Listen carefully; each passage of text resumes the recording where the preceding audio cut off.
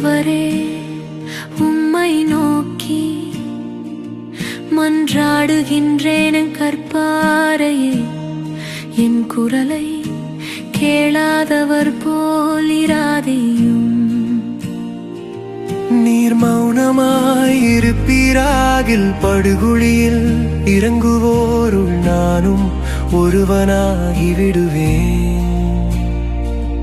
நான் உம்மிடம் உதவி வேண்டுகையில் உமது திருத்தூயகத்தை நோக்கி நான் கையுயர்த்தி வேண்டுகையில் பதிலளித்தருளும். பொல்லாரோடு என்னை ஒழித்து விடாதேயும், தீயவரோடு என்னை அழித்து விடாதேயும்.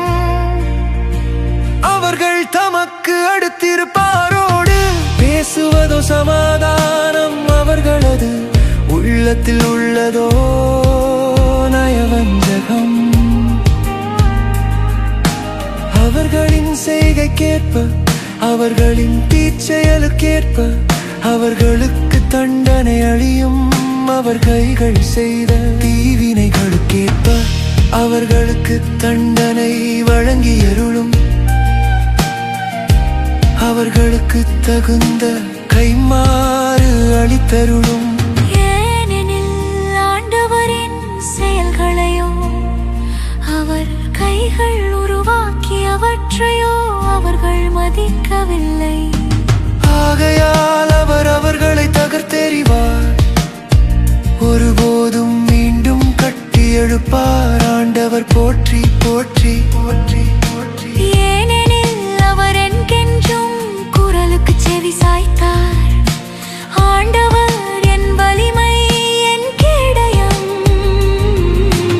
அவரை என் உள்ளம் நம்புகின்றது. நான் உதவி பெற்றேன் ஆகையால் என் உள்ளம் களி கூர்கின்றது. நான் இன்னிசை பாடி அவருக்கு நன்றி கூறுவேன். ஆண்டவர் தாமே தம் மக்களின் வலிமை, தாம் திருப்பொழிவு செய்தவர்க்கு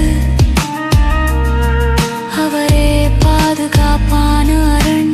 ஆண்டவரே உம் மக்களுக்கு விடுதலை அளித்ததருள். உமது உரிமை சொத்தான் அவர்களுக்கு ஆசி வழங்கும். அவர்களுக்கு ஆயராக இருந்து என்றென்றும் அவர்களே